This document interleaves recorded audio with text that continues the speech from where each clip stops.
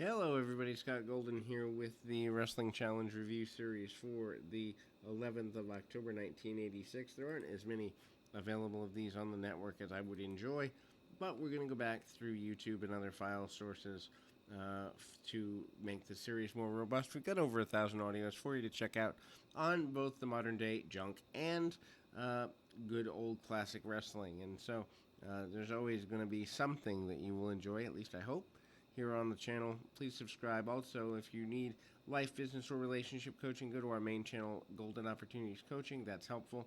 But onto the wrestling, Billy Jack Haynes versus Macho Man Randy Savage, of course, Intercontinental Championship match here. I believe this is non-title. Savage in a multicolored sparkling robe. Savage 86 through about 90, maybe 89. 89 might have been his peak in his wars with Hogan. But he is amazing. Billy Jack Haynes comes in and out of the WWF a few times over the years. Never really gets the level of impact that he wants to have, although this 86 to 87 run right through about WrestleMania 3, probably as high as he goes in wrestling. Billy Jack Haynes looks like $1 million, primarily an Oregon guy. Hits a couple of arm drags and the like. Haynes comes back with a crossbody, gets a near fall on Savage, actually gets a decent looking press slam. Savage really makes Haynes look like $1 million, and at the time, had Billy Jack been a little more mentally stable, many conspiracy theories around Billy Jack. If you haven't heard them, checking out shoot interviews online, probably a good idea to get a handle on him. But certainly some mental health and substance issues held him back from being as best as he could be. He misses a drop kick. Savage manages to roll him over into a cover and do quite well in the process of that. Savage goes to the top rope, hits a double axe handle from the top, and then starts to slow things down a little bit. Elizabeth looks like $1 million on the outside of the ring, and then we see Savage hit a couple of elbows to the top of the head, getting what he wants out of it. Clothesline by Haynes, and Haynes again manages several kicks, a couple of chops, and goes right after Savage in the middle of the ring. They actually give this a lot more time than average. Haynes hits a move from the second rope on the inside, deducts the head for a clothesline a bit too much. Savage manages to kind of straddle the rope, or put his foot on the rope more accurately, while in the full Nelson, and then kicks the referee. Disqualification led to there, and Savage wins by disqualification here. Really good match, worth going out of your way to see for the time. Ricky the Dragon Steamboat wants to put an end to Jake the Snake Roberts. And then in something that I didn't cover last week, an interview, Orton and Morocco look back at Piper's Pit. Piper's Pit, basically, they 3-on-1 Roddy Piper previous week. Worth going out of your way to see if you haven't seen this. But Adrian Adonis basically destroying the pit, and with the help of Orton and Morocco. 3-on-1 on Piper. Even back then, WWE is goofy with their booking. Piper has no friends as his leg is being completely obliterated, torn apart, beaten with a chair, and all sorts of things, and nobody comes to his aid. Morocco and Orton talk about getting rid of Piper, how Piper isn't a good friend, isn't a good person, etc. and so forth, and that's the promo there. The Machine's up next with a promo. They talk about wanting tag team championship opportunities. They talk about kind of being ready to do whatever they can to, face off against the Bulldogs and face off against the Hart Foundation and other teams. Kind of getting and then Bobby Heenan's Stud and Bundy is their main focus, because Stud and Bundy is their main feud. Then we move to Killer Bees against Butch Copper and Barry O. Barry O, the brother of Cowboy Bob Orton. And that obviously makes him the uncle of Randy Orton, current day WWE superstar who's been around a little bit too long for my taste. Anyway, Killer Bees in this squash match. Bees are using the masks and kind of doing the cheesier stuff. Of course, B. Brian Blair and Jim Brunzell are your Killer Bees here.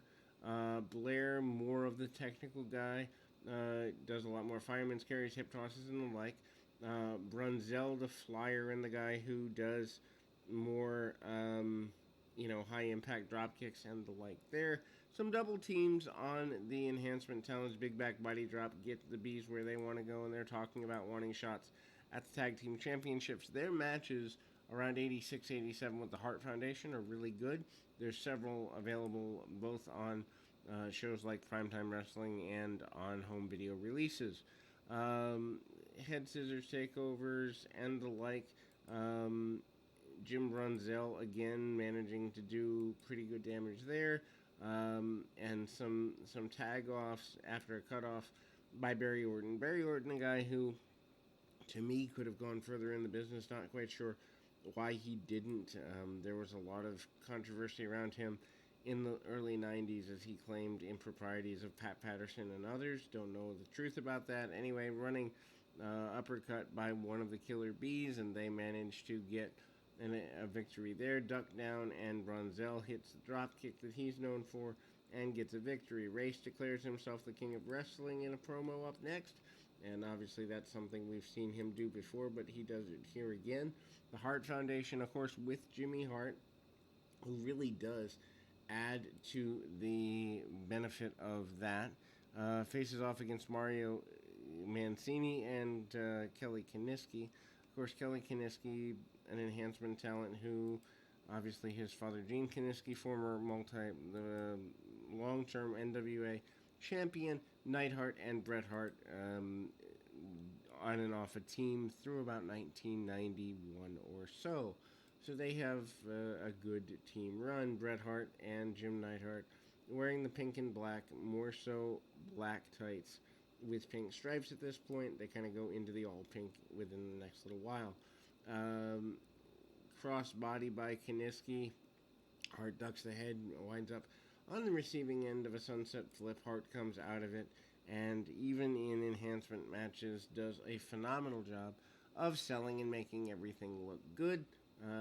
Neidhart manages to cheat from behind, gets a shot from behind, and does everything he can there. Mancini grabs a hold of the arm, doesn't get anything on it, and Neidhart manages a hip toss in an awkward exchange out of the corner. Bret Hart clapping along on the outside of the ring. The use of the heart attack finish, which the Hart Foundation becomes known for, is, I think, first used here, if not first, very close to first. Then we go to a snake pit with Jake Roberts and Hulk Hogan. Roberts is not complimentary of Hogan, which for the time is a big thing. This is around the time in '86 when they do the snake pit where Jake lays Hogan out, and the plan was to go with Jake versus Hogan, but it never comes together because more people cheered Jake than Hogan. Hogan overpushed at this point, some would say, and Vince cuts it off. Interesting team here next that runs through late 86, early 87, and that is Tito Santana and Pedro Morales. Morales, of course, former tag team champion, Intercontinental champion, and world champion. And obviously Santana, tag team and Intercontinental champion, against Glover and Lombardi. Lombardi comes in about 84 and stays for a number of years. This team kind of, I think, meant to kind of give a thank you to Pedro Morales, who did carry the company for quite, not a long time, but it has a historical impact. And I will get my phone and be right back with you momentarily here on the channel. Hang on one second as we... But again, Santana and Morales are not going to be a barn burner team. However, if you put them on cards, around the loop, you can kind of get some nostalgia fans who may come out for Morales, and certainly Santana can carry the weight of the load for Morales, who isn't physically at a place where he can kind of do things. Lots of strikes and brawling from the heel enhancement talents at the time. But even here, Santana does the majority of the selling. Big back body drop by Santana at a midpoint and kind of a tag off to Morales. Morales comes in, clears house almost in a nostalgic way because of his former history as a world champion, and actually gets the pin with an elevated backbreaker and a 1-2-3 for him. Tama and Moondog Spot. Of course, Moondog's former tag team champions in the 70s. Moondog Spot kind of does have a few runs through about 87, 88. Tama is obviously one half of the Islanders with Haku. Babyface Islanders is weird for most people because they're known for their heel run, but they did have a babyface run first for about maybe a year. Nice leapfrogs and other basic maneuvers by Tama. Tama with a body slam there and tries to set things up and off. Moondog Spot rolls out of the way, kind of gets things going. Also a mid level hype promo from Billy Graham in the inset talking about his eventual return, which does not exactly go according to plan.